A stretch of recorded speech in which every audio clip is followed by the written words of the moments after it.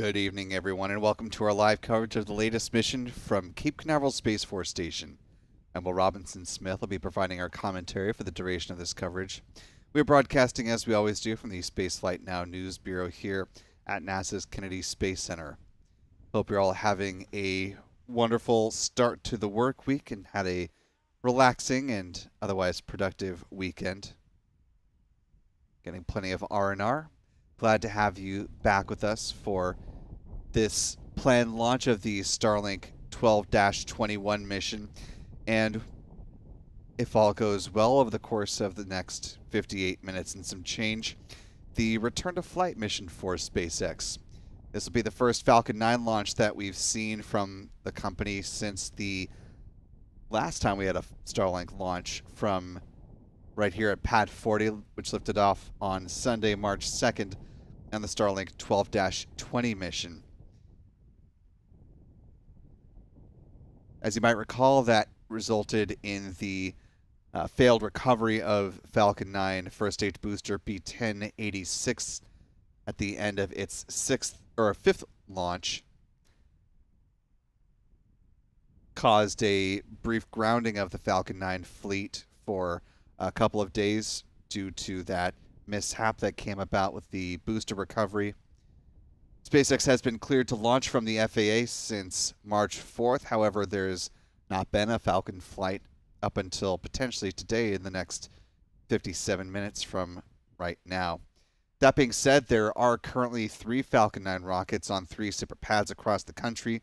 One of them was supposed to launch tonight alongside this Falcon 9 here in Florida. However, due to a spacecraft issue, NASA and SpaceX made the decision to stand down from the launch of the SpaceX and Punch missions out at Vandenberg Space Force Base. 2 Falcon 9s that we have here on the East Coast on the left-hand side of your screen, taking a look at Launch Complex 39A, where that Falcon 9 rocket is getting ready to launch the Crew 10 mission to the International Space Station. That's coming up on Wednesday, March 12th at the earliest. SpaceX conducted a static fire test of the Falcon 9 rocket yesterday evening. Appreciate all of you who were able to join us for that static fire test coverage. And on the right-hand side of your screen, of course, is the Falcon 9 rocket at Space Launch Complex 40, standing by in preparation for the return to flight mission with Starlink 12-21. Same as the last time we saw a Starlink flight from this pad, there are 21 Starlink satellites on board this Falcon 9 rocket, 13 of which feature direct-to-cell capabilities. Of course, we'll have much more on the Crew 10 mission as we get closer to the liftoff of that rocket. So if you haven't already, be sure to click that subscribe button right here on YouTube. Turn on notifications, and that way you'll be notified when we start live coverage on Crew 10, as well as the forthcoming launch of the SpaceX and Punch missions on a rideshare Falcon 9 flight from over at Vandenberg. SpaceX and NASA may be targeting as soon as tomorrow evening for the launch of the SpaceX Punch mission. That is the next available launch opportunity for the team, and based off of post from the Vandenberg Space Force Base, that is what they are currently targeting. Of course, it'll depend on the health of the spacecraft and if they've been able to address the issue that cropped up that prevented the launch from moving forward today, and assuming the weather is better at Vandenberg tomorrow. Heading into tonight's launch opportunity, there was just a 5% chance of favorable weather at the last weather check before they made the scrub call. So hopefully things are trending in a better direction there.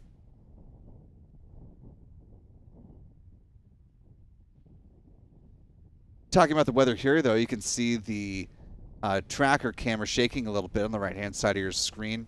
Take a look at the wide shot here. You can see the American flag and the newly placed Crew 10 flag just beneath that here at the press site, blowing quite a bit. In fact, the 45th Weather Squadron forecast liftoff winds to be a concern heading into tonight's launch broadcast or launch operations. winds tracking between 25 and 30 miles per hour.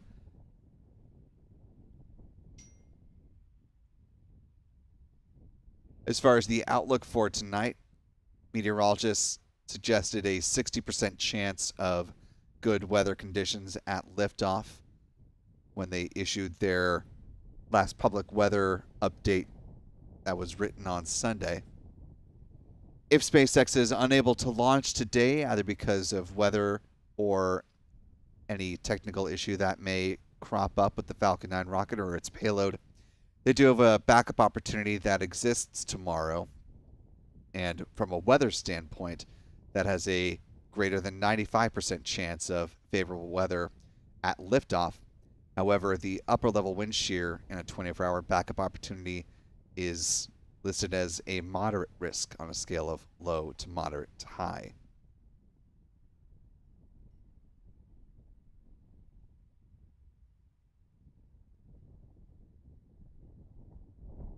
As we continue on through the count of this Falcon 9 rocket launch, if you haven't already, you could do us a big favor just by clicking the like button, sharing the stream, allow some more folks to find their way into this live launch coverage.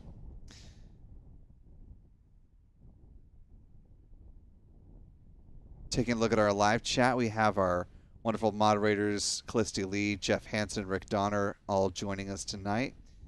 If you happen to see any of the other mods cruise on in during the countdown, be sure to give them a hello. These live launch opportunities are made possible thanks to our wonderful channel member community here on YouTube, who help sustain us on an ongoing basis. So thanks to folks like the Rocket Girl, Butterfly, Jean Marquis, Friend of the People, Meg McElroy, and many others. Carrie, I'm Lita. Hello to all of you. Channel membership comes with a number of perks, including discounts at our online shop, that is shop.spaceflightnow.com. Access to member-only videos here on YouTube, access to our members-only Discord server, and of course the ability to watch all of our live launch liftoff moments from here on the Cape in 4K.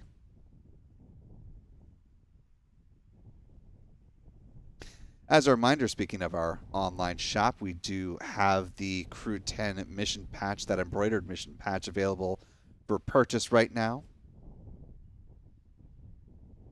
You can go on and check that out.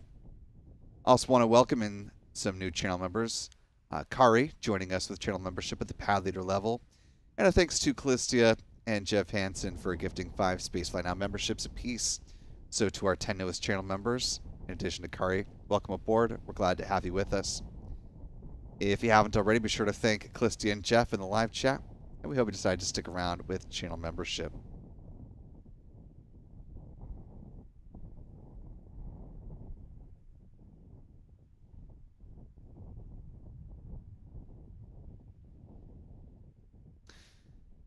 Plus, a little bit of housekeeping. If you have a comment or question, or just want to offer a little support like Donfleet did, you can use the YouTube Super Chat feature. And not only will he be giving us some interesting things to talk about as we cruise on through the count, but you'll be supporting what we do here at Spaceflight Now, and that is always greatly appreciated.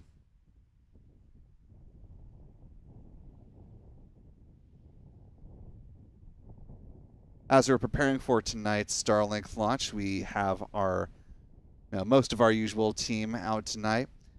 Spaceflight Now editor Stephen Young is running the technical operations of the broadcast.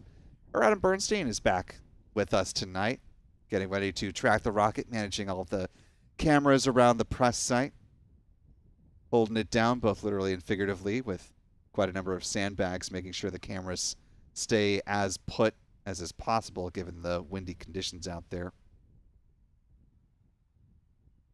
Our other photographer, Michael Kane, has this evening off, but he'll be back with us for coverage of Crew 10 coming up a little bit later this week. If you haven't already, be sure to follow the fellows on X. You can find Adam at ABurnNYC, Michael Kane at MD Kane Jr. on X. While you're there, if you're not following us, you can find us at Spaceflight Now, just simply at Spaceflight Now. If you're not on X, you can find us on Blue Sky, Threads, as well as Facebook.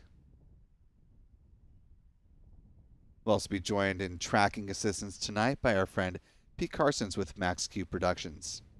Assuming that the clouds aren't too much of an issue when we get down to the liftoff itself.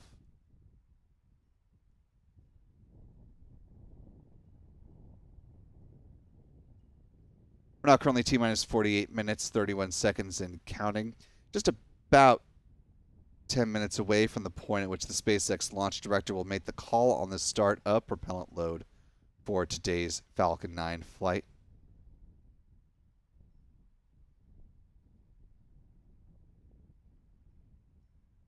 As we're approaching that milestone, let's go ahead and take you through the countdown timeline, the list of events that we're expecting in a good Falcon 9 fueling chronology. Generally speaking, T-minus 38 minutes is when the launch director will make the call on the start of prop load. SpaceX does its poll electronically, so if they are in a good position to do so, they can take that poll a little bit early. Once the go-ahead is given, prop load begins at T-minus 35 minutes with the loading of RP-1, a rocket-grade kerosene on board the Falcon 9's first and second stages. At the same time, liquid oxygen begins flowing on board the Falcon 9's first stage. T-minus 30 minutes, first stage helium load begins. Helium is used to pressurize the main propellant tanks during flight. Same will happen on the second stage a few minutes after that. T-minus 23 minutes is when second stage RP-1 loading concludes. At T-minus 20 minutes and 50 seconds is when the strong back chill down process gets underway.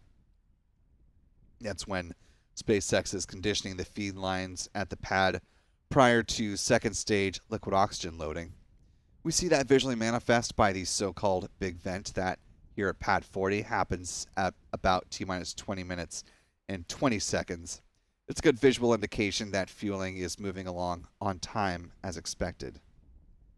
Once that process wraps up, second stage LOX load begins at the T-minus 16 minute mark. Moving right along, T-minus 7 minutes is when the engine chill down sequence begins. That's when SpaceX flows a small amount of liquid oxygen through the plumbing and turbo pumps, and it helps protect the engines from the risk of thermal shock and damage during the startup sequence. About 6 minutes out, the first stage kerosene tank is full. And at T-minus 4.5 minutes, we'll see the strong back retract sequence get underway. First, we'll see the clamp arms just beneath the payload fairings open up, and then the transporter erector, or the strong back, reclines a few degrees away from the Falcon 9 rocket. It stays in that position until liftoff, at which point it'll pull back in a much more rapid fashion to clear the way for the vertical climb of the Falcon 9. T-minus 3 minutes, the first stage liquid oxygen tank is full. Same is true on the second stage about a minute after that, at which point the Falcon 9 rocket is fully loaded with 1 million pounds of propellant. In the final 60 seconds, as you hear the call that the Falcon 9 is in startup, control of the countdown is handed over from the ground sequencer to the Falcon 9's onboard flight computers, and the propellant tanks are brought up to flight pressure. SpaceX launch director will give their go for launch at T-minus 45 seconds. The engine ignition command is issued at T-minus 3 seconds, and if all 9 Merlin engines are healthy and ignite as expected, the command will be given for the hold down clamps to release the Falcon 9 rocket for a T0 liftoff, coming up at 12:14 a.m. Eastern, 04:14 UTC, T-minus 45 minutes and counting.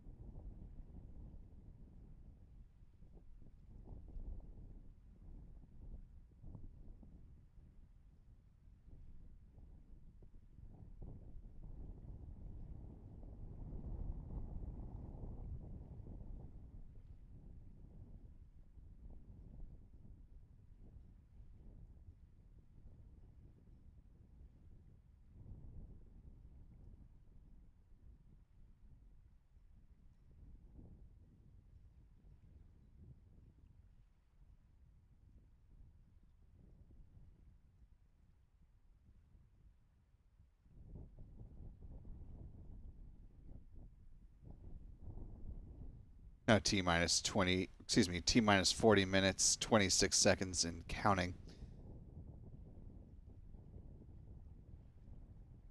The Falcon 9 first stage booster that is supporting today's mission is going to be flying for a 20-second time. This is B1069 in the SpaceX fleet, which does give us an opportunity to bring up one of the things we're tracking with SpaceX, their Falcon 9 frequent flyers.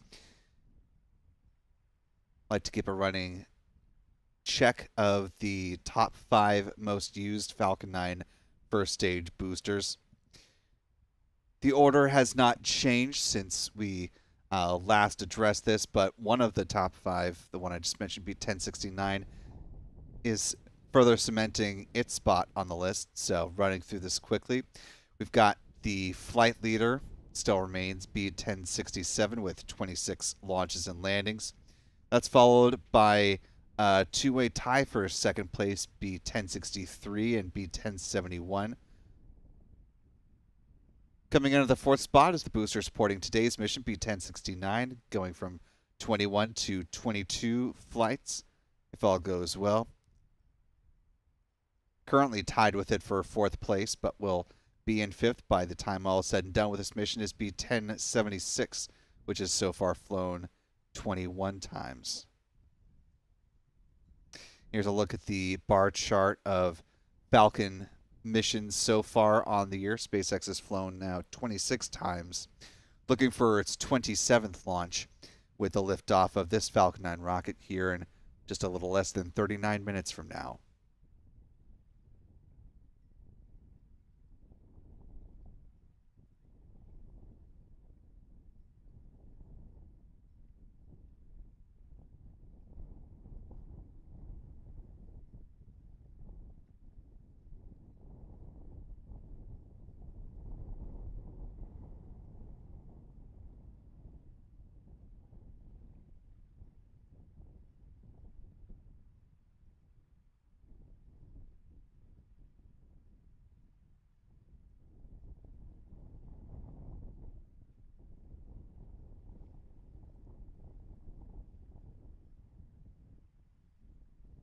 Now T minus 37 minutes, 52 seconds and counting.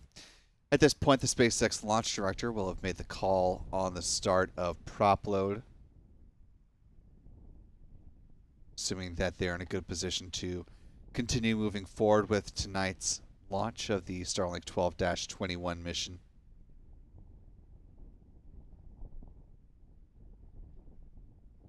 If that go-ahead was in fact given, we're about 2.5 minutes away from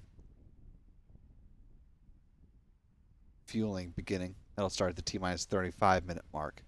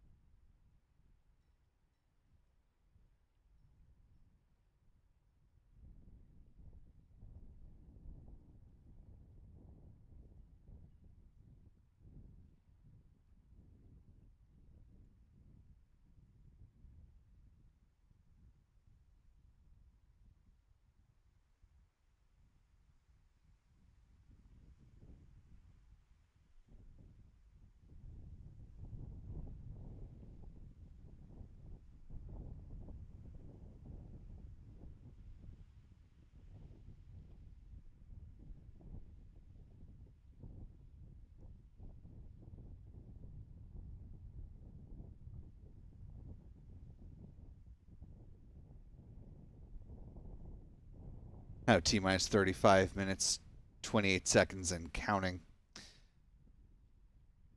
Assuming everything is going well with the process towards fueling, we're just now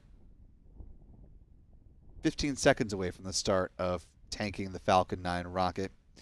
As we await signs of the start of fueling, let's go ahead and talk about where this Falcon 9 will be flying once it leaves the pad.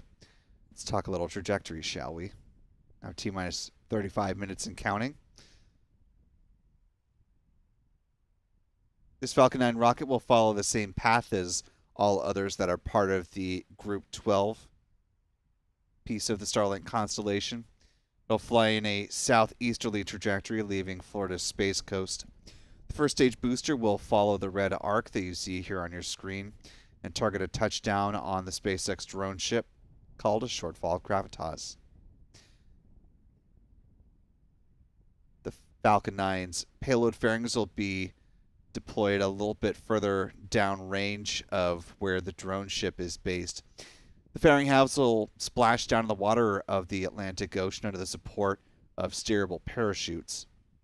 SpaceX is working to certify its fairing halves for up to 40 flights, same as their first stage boosters.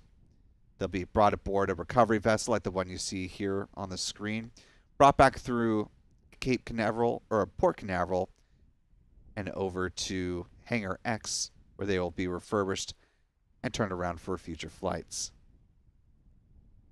Now T minus 33 minutes, 47 seconds and counting. Taking a look at the base of the Falcon 9 rocket, again, apologies for the camera shake, but being as windy as it is, there's only so much that we can do to limit that. But if you notice just beneath the X in SpaceX, there's a slightly lighter colored band before you get to a different color gradient on that part of the booster. A little more of a charcoal gray as opposed to the lighter gray where the SpaceX lettering is. Right where that division is where we'll start to see some signs of fueling.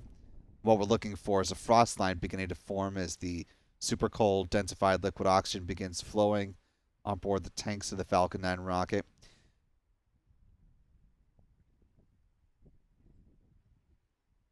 And while it may be hard to detect at first because of the wind blowing it away, we should also start to see some vapor forming around that part of the rocket as well.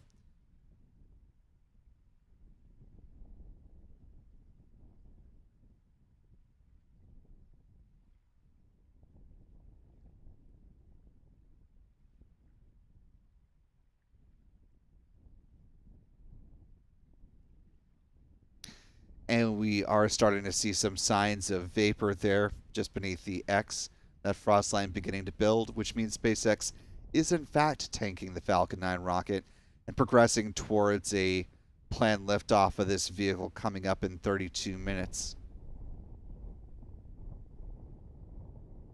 12:14 a.m. Eastern is the end of SpaceX's launch window today, so at this point, if they encounter any issues, either on a technical side or because of the weather conditions with the winds, it would stand down, and the next available launch opportunity as far as the range is concerned is coming up tomorrow, Tuesday, or coming up later on Tuesday with a window that opens at 10:48 p.m. Eastern. Question would be if SpaceX does need to stand down from a launch opportunity today, if that might be too close to the planned launch of the Crew 10 mission. But we'll not go borrowing trouble and leave that scenario be for the future if needed. For now, we're currently T minus 31 minutes, 1 second and counting to the launch of SpaceX's return to flight with its Falcon 9 rocket, the Starlink 12-21 mission.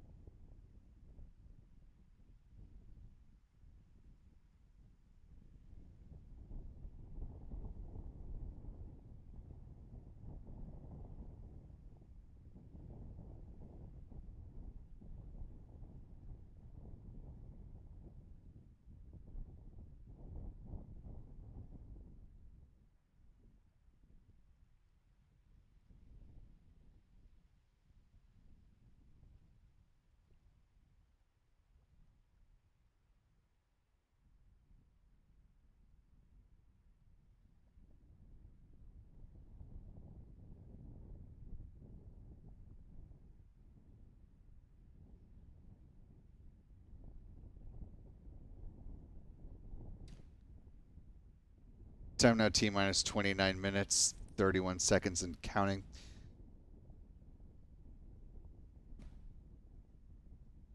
SpaceX is still proceeding with the tanking and working towards a liftoff of its Falcon 9 rockets, so just don't want folks to be put off by the sudden lack of a countdown clock. We just hit a technical snafu, and we'll have that back up for you here in just a moment.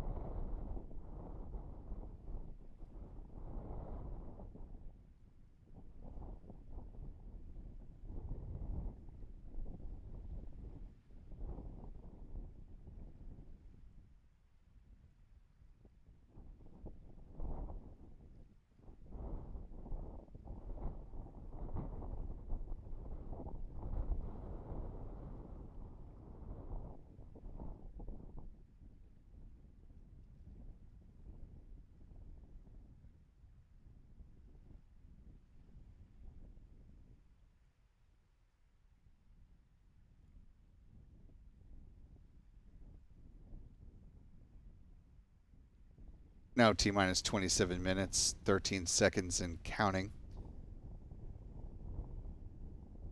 Taking a look at the live chat, want to thank the more than 3,000 of you who are watching with us live this evening.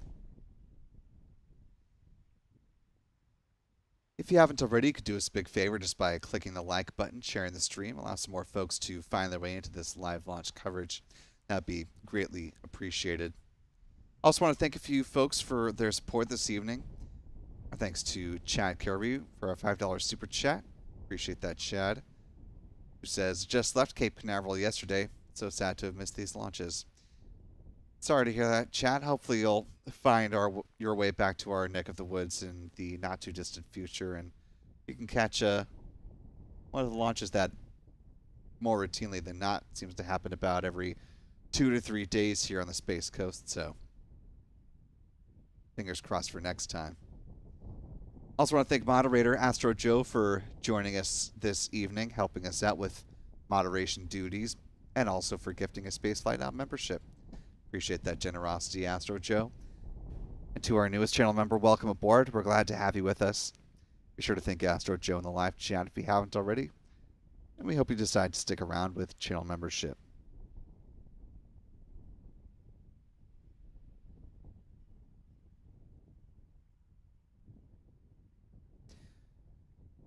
Channel member Butterfly has been with us now for 14 months. Always great to see those month milestones come up. Who says, hello, Will. Is there a change in plans after the failure? I'm presuming you're referring to the fuel leak that caused the loss of the Falcon 9 booster 1086 a week ago Sunday.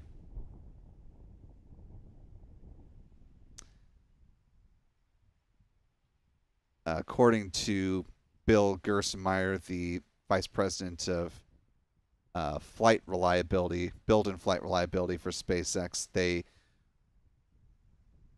were working towards the root cause of that issue as of Friday, and we're looking to gather some learnings through the static fire test of the Falcon 9 rocket over at Pad 39A but it seems like there were some adaptations that were in the works from that anomaly, although we don't have a lot of specifics as to exactly what SpaceX remedied. But as we heard through the briefings connected to the SphereX mission over on the West Coast, as well as the post flight readiness review news conference for the Crew 10 mission here on the East Coast.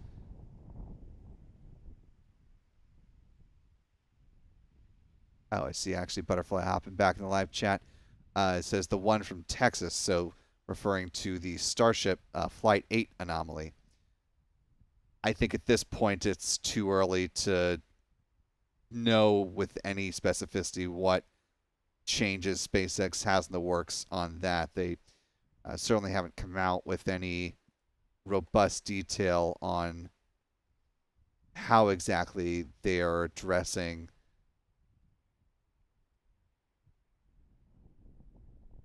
the Block 2 version of Starship. Presumably over the course of the next month or two, we will gather more information about that, but I don't believe we've gotten any real definitive learnings from that, as it's still fairly fresh, and I think they're really taking a hard look at what went wrong and the fact that they had an anomaly that was strikingly similar to what we saw in Flight 7 at almost exactly the same point in flight, which prevented them from going through a number of their flight objectives, like deploying the dummy Starlink satellites and doing the Raptor in-space relight test, and of course testing the heat shield tiles during peak heating.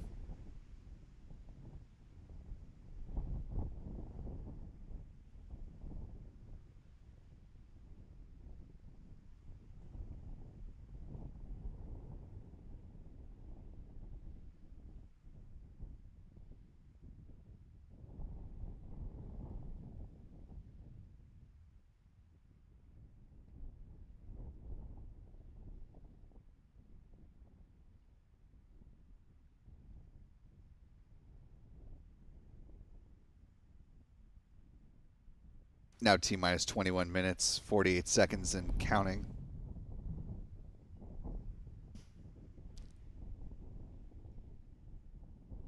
The wind is potentially picking up even more than we've been experiencing recently. We're hearing it starting to quite loudly howl around our office here at the press site.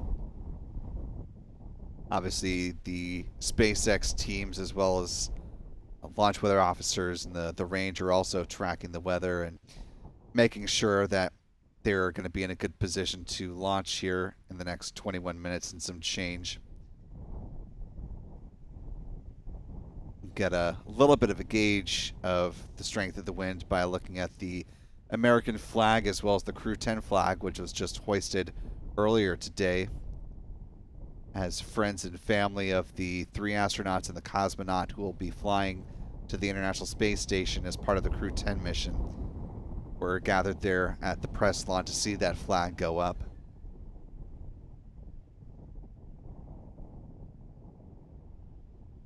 Now T-minus 20 minutes, 36 seconds and counting. At this point, SpaceX has begun conditioning the feed lines there at the pad ahead of second stage liquid oxygen load. We'll see it visually manifest here in the next few seconds with the so-called big vent. There you see that just beginning now.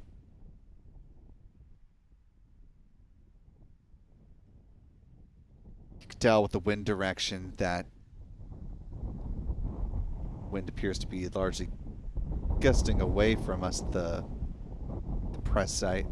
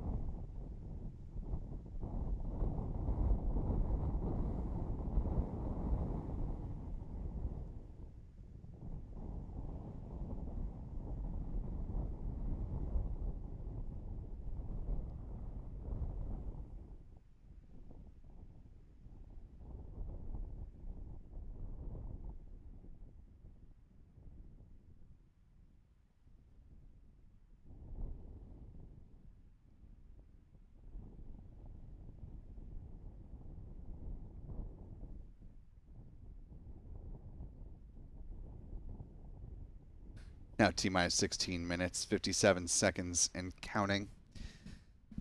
Got just about 20 seconds left on the so-called big vent before that wraps up.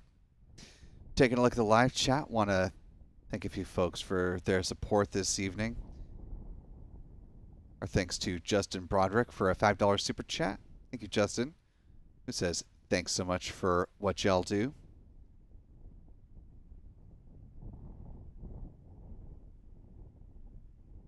Astra Morningstar gifting with a $5 super chat saying, been a minute since I caught one of these streams, playing in the background while trying to do economics homework, hoping for a flawless launch. See the big vent wrapped up there, and hopefully both your economics homework and this launch go off without a hitch, though it does continue to be quite blustery here across the Cape. There are some clouds beginning to move into the area as well, so likely not an impediment for launch, the clouds are, but may make visibility a little bit difficult post liftoff. Glenn A's been a member with us now for 17 months, saying, hey, let's launch this baby. Tornadoes Gaming 234 YTB has been a member with us for a month now, saying, I'm ready to see this launch. Hopefully it is not cloudy in my area. Hopefully not. Let us know where you're watching this launch from tonight as well, whether you're here in Florida or elsewhere around the world. Channel member Nelson Reyes also marking 14 months with us as a channel member, saying, let's go, let's go, let's go. Keep up the great work, Will, and the Spaceflight Now crew. Thank you for the kind words, Nelson. And I want to thank Nelson for gifting 5 Spaceflight Now memberships, as well as Shay Calandry for gifting 5, and Macaw SJ for joining with channel membership.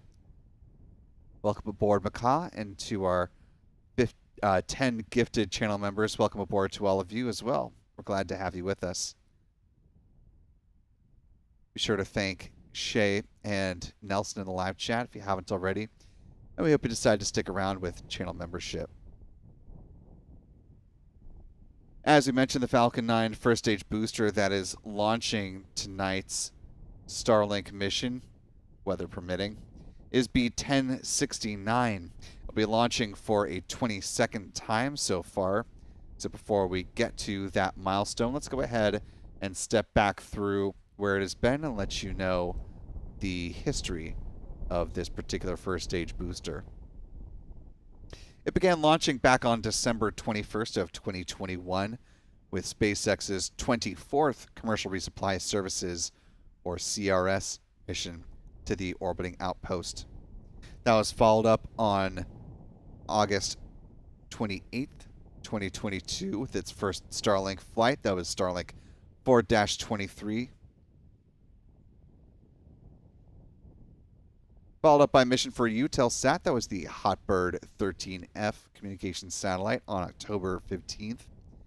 Followed up by SpaceX's first launch supporting the OneWeb satellite internet constellation, dubbed OneWeb 15, lifting off on December 8th, 2022. Those OneWeb satellites manufactured not too far from where we are broadcasting on Merritt Island at the Airbus OneWeb Satellites manufacturing facility. That was followed up by the Starlink 5-3 mission on February 2nd of 2023. A pair of satellites for one of SpaceX's oldest customers, SES, with their 18 and 19 satellites on March 17th. That was followed up by a whole host of Starlink missions, which pretty much carries, well, not pretty much, it does carry us from then till now. It's Starlink 5-6 on May 4th, 5-12 on June 23rd, 6-9 on August 11th, 6-19 on September 30th, 6-28 November 18th, 6-36 December 29th. Coming into last year, 6-39 on February 25th, 6-47 on April 5th, 6-57 on May 6th, 10-1 on June 8th, 10-9 July 27th, 8-10 on August 31st, 10-8 on October 26th, 6-66 on November 21st, and most recently, we had Starlink 12-3 on February 4th. That brings us to tonight, where we are currently T-minus 11 minutes and 34 seconds away from the planned launch of the Starlink 12-21 mission.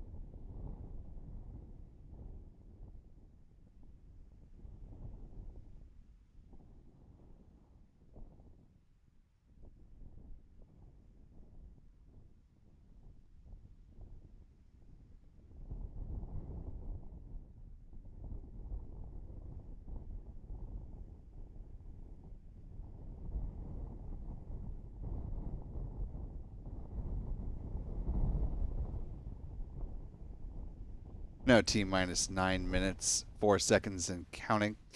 As we're preparing to see the latest launch of a Falcon 9 rocket, let's go ahead and take a moment and talk about SpaceX's workhorse vehicle. Falcon 9 stands at 70 meters, or 229 feet tall, with a diameter of 3.66 meters, or 12 feet. Majority of that is made up by the vehicle's first stage. Bottom two-thirds of the rocket. As mentioned just a moment or two ago, this particular Falcon 9 booster, the 1069, has flown 21 times before, looking for flight number 22 this evening. At the base of the first stage are 9 Merlin engines, which burn a rocket-grade kerosene and liquid oxygen, producing 1.7 million pounds of thrust. Around the engine compartment are black carbon fiber landing legs that will be used to land the first stage on the drone ship, a shortfall of gravitas. Above the first stage is the inner stage. This is a composite structure consisting of an aluminum honeycomb core, which is surrounded by carbon fiber. In that image on the right-hand side of your screen, you can see the deployable hypersonic grid fins. These are titanium winglets that provide stability and steering for the Falcon 9 as it comes back through the atmosphere, tail first like a big old dart heading towards the drone ship. At the top of the inner stage are 3 mechanical latches that attach to the second stage, and a first stage main engine cutoff. High-pressure helium is used to release those latches, and 4 pneumatic pushers ensure a clean separation. Also, the second stage engine nozzle is housed safely inside the interstage adapter until stage separation. Speaking of that second stage, the upper stage of the Falcon 9, powered by a single modified Merlin engine called a Merlin vacuum engine, or an MVac engine. It's equipped with a large nozzle which is optimized for burns in the vacuum of space, hence the name. It produces more than 220,500 pounds of thrust, and it will be fired twice on today's flight, placing the 21 Starlink satellites into their intended orbit. We're now 7 minutes out, and at this point, SpaceX is beginning the chill down of the 9 Merlin engines at the base of the booster stage. Coming back to the second stage, though, it also burns the same propellant mix as the booster stage, that being RP1 and LOX. Following the deployment of the Starlink satellites, it will perform one final burn, a deorbit burn, that is intended to drive the upper stage back into the atmosphere, where it burn up and help to eliminate the risk of creating any unnecessary space debris on this mission.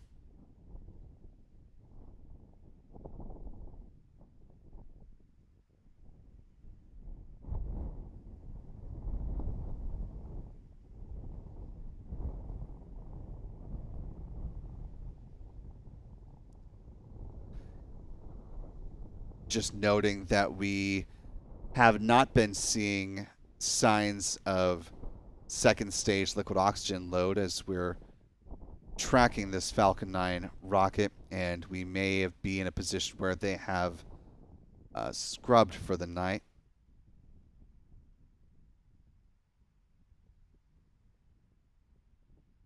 Given the amount of wind, that would not be overly shocking considering it's been exceedingly blustery here at the press site. We're working to confirm this for you.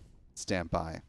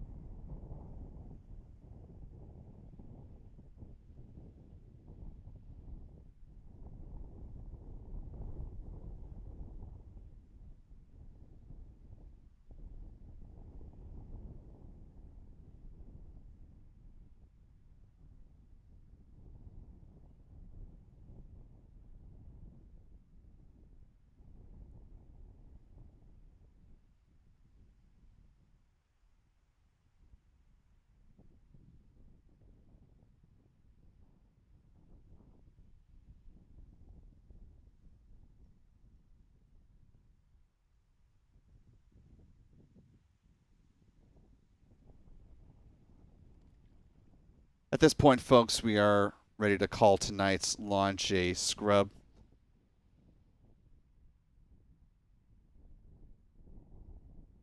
Again, this was not a terribly surprising outcome, given the weather conditions were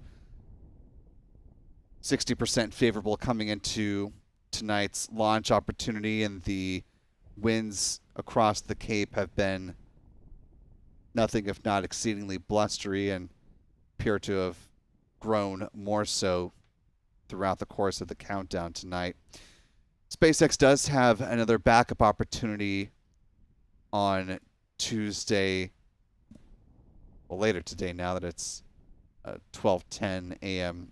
Eastern, 0410 UTC. Their next launch window does open up at 10:48 p.m. tonight. However, we are standing by for further information. Actually, we do have a state.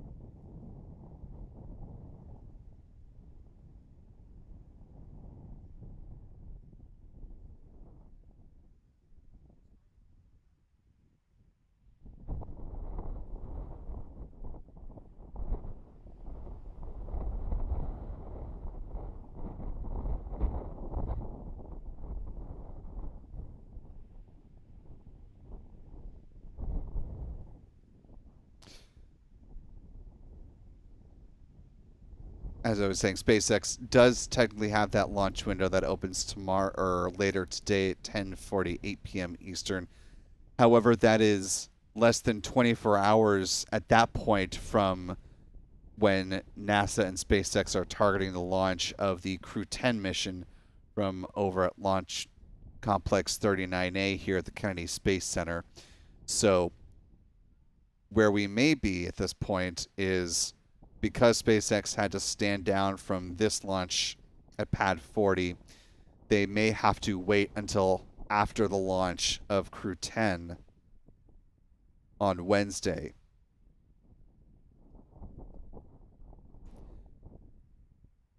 If that is the case, we could see the possibility of SpaceX launching Crew 10 earlier in the evening and then proceeding towards the launch of this mission later Wednesday night. It'll depend on, obviously, weather conditions, if they've got the range for that opportunity, or if they decide to move towards a launch on Thursday instead.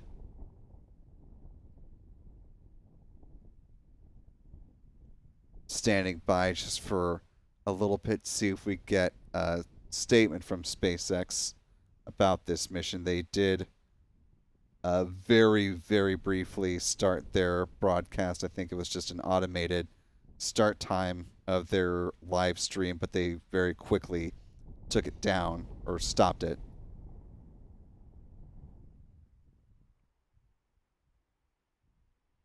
So a tacit acknowledgement of the scrub without saying as much.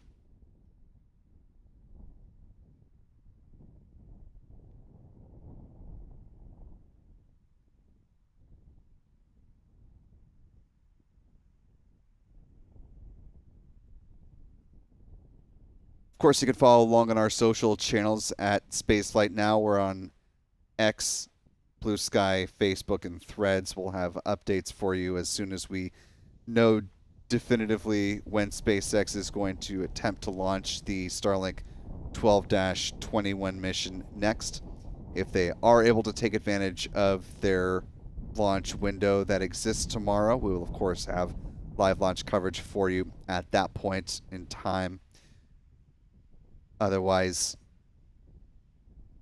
unless SpaceX is able to proceed with the launch of the SphereX and Punch missions from over at Vandenberg Space Force Base,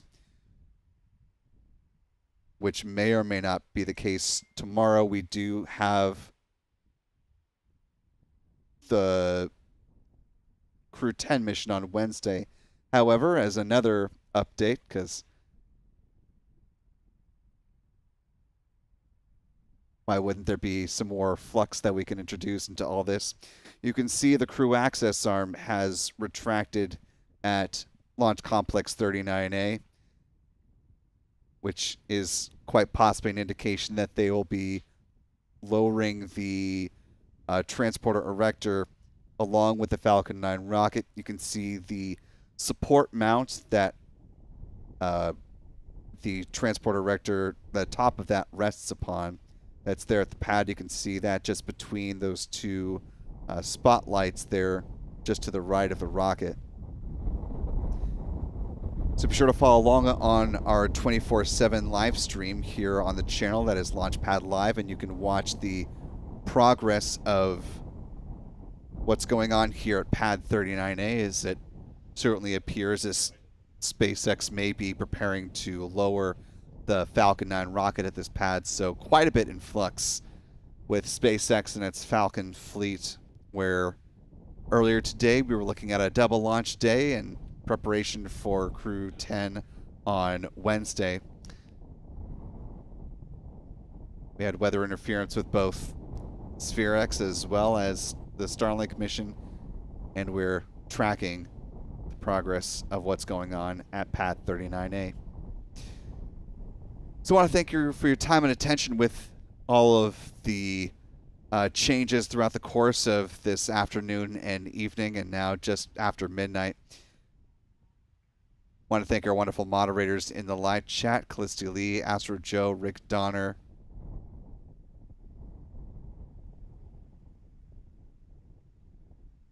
and Jeff Hansen. Appreciate all of you.